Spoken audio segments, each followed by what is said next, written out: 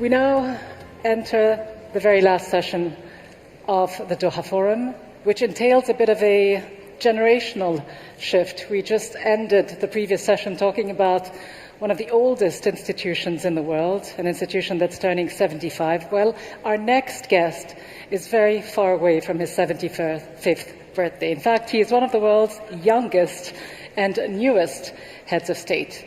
He took office just over 6 months ago when he won the presidential elections in June of this year in El Salvador. He is a political leader who understands and appreciates and knows the power of technology and social media. In fact, many of you will remember when he made his first speech at the United Nations General Assembly, he took out his cell phone and, yes, he marked the occasion with a selfie. So I do hope he'll have time for a selfie with me a little later. It is a pleasure to welcome to the stage President Nayib Bukele of El Salvador.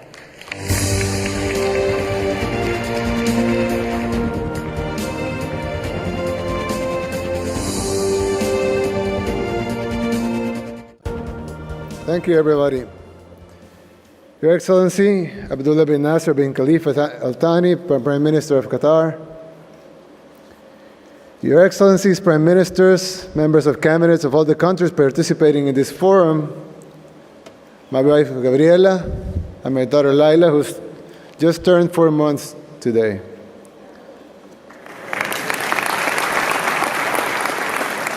Members of my cabinet and staff that came with me to Doha, members of the press and all the new media, a special guest, ladies and gentlemen, friends, everyone. Thank you for allowing me to give the closing remarks in this World Forum, where we have analyzed the urgent necessity to reimagine governance and multilateralism in an ever-changing world. But I wanted to raise the question that has been mentioned here numerous times with many interesting analysis, possible answers, and even conclusions. But all of our main questions regarding inequality, poverty, globalization, trade, governance, interconnectivity, youth, the fourth industrial revolution, jobs, wealth, the rule of law, climate change, even peace, have been analyzed without really looking deep into the unique moment of how human civilization is living today. And this huge opportunity that we have right now, the uniqueness of this moment, is actually very short and very simple to explain.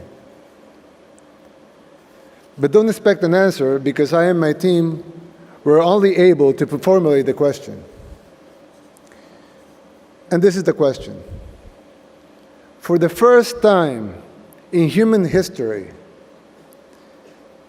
our civilization has achieved 3 benchmarks that were impossible to imagine a couple of decades ago.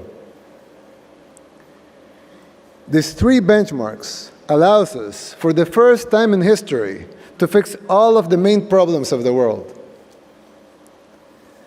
Now, the first benchmark.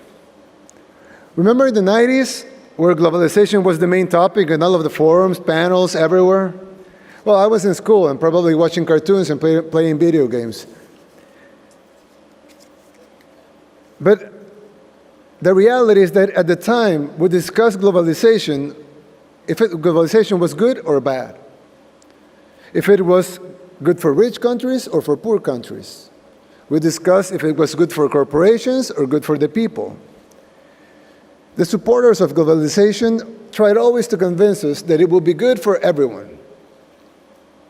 But aside if you like it or not, globalization came to stay. Soon, we felt the pros and cons of globalization. It made the world a lot richer. International commerce and trade boomed and created lots of new opportunities. But at the same time, it also bankrupted hundreds of thousands of local companies. It destroyed entire economies. Hundreds of millions of farmers and their families emigrated to the cities in search for a living. Millions fell into poverty as local industries bankrupted and as major corporations moved their factories where labor was cheaper. But like I said before, you may like it, you may hate it, But 25 years later, the world is fully globalized now. And that's our first benchmark, a globalized world. Now, the second benchmark. Remember back in the 90s again, where the internet really started to take traction? I mean, we all know that it was invented decades ago, but it really took traction in the 90s. As every important company had a web page, and teenagers were downloading illegal music from Napster and messaging through ICQ or AOL instant messages. Thousands of new dot-com millionaires and even billionaires started to appear, as the market was overvaluing web traffic and paying hundreds of millions, if not billions of dollars for a web page. Then the bubble bursted, and the economy tanked as the stock market took the gigantic hit from the dot-com bubble. But despite the economies of it, the internet was still growing very fast, in fact, exponentially. It is now an integral part of our lives. We live now in an interconnected world. We spend more time in our phones than any other thing. I'm not taking a selfie, don't worry. Yet. In fact, they are not phones anymore. You have your life recorded here. You have all of your friends texting you while I'm saying this speech. You have all of your social networks here. Your apps, your health, your mail, your music, videos. You get your news from this thing. Some people watch the movies on it, play, even create content for the whole world to see. And every year, it penetrates more and more. More apps are developed, the cameras are better, more people connect. So even though we're 2 or 3 years from total connectivity, we can say we're there. So that's our second benchmark, an interconnected world. Now the third benchmark. For the first time in all of human history, we produce more than what we are able to consume. And definitely more than what we need to consume. We have more than enough food to feed everyone. We have more than enough medicine to treat everyone. We have more than enough wealth and materials so everyone can have a decent home. A nice school for all children. A good hospital for anyone with a disease. All necessary roads can be built. All necessary transportation systems can be built. We have enough wealth to stop climate change, to even undo some of the damage we have done to our planet. We have enough wealth and resources to stop all armed conflicts, to provide a decent living for everyone. But instead of that, millions of tons of fresh food are dumped every day, while millions of humans are dying of hunger and malnutrition.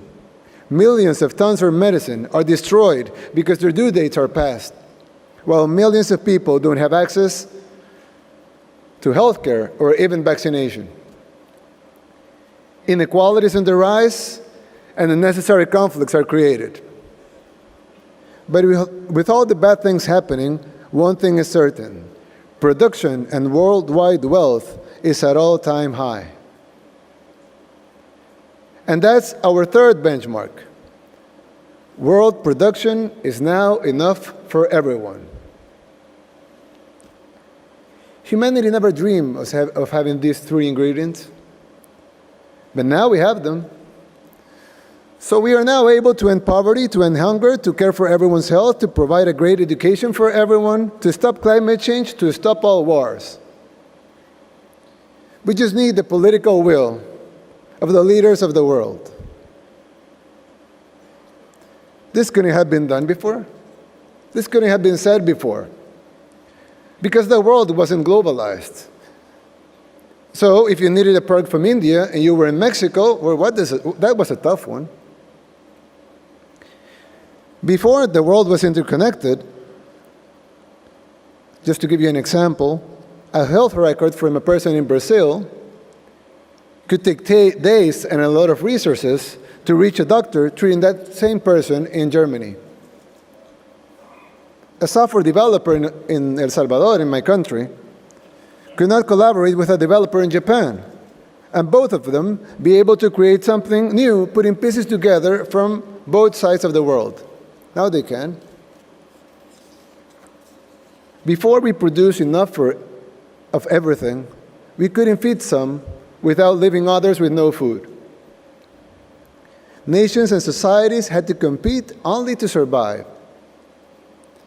But we have none of those problems anymore. We are now fully globalized, fully interconnected, and we produce more than what we need to consume. So there, no more excuses, no more benchmarks to be met, no more time to wait. So we are obliged, it is our responsibility to create the world every generation since the dawn of civilization has dreamed of. We have the three ingredients humanity never had before. Let's find the formula for this new era. So, what are we waiting for? Thank you very much. Thank you very much, President Bukele, for helping us end this forum on such an uplifting, positive note. I too brought my cell phone, just in case we could do that selfie. We could do it now. Okay, excuse us for just a second.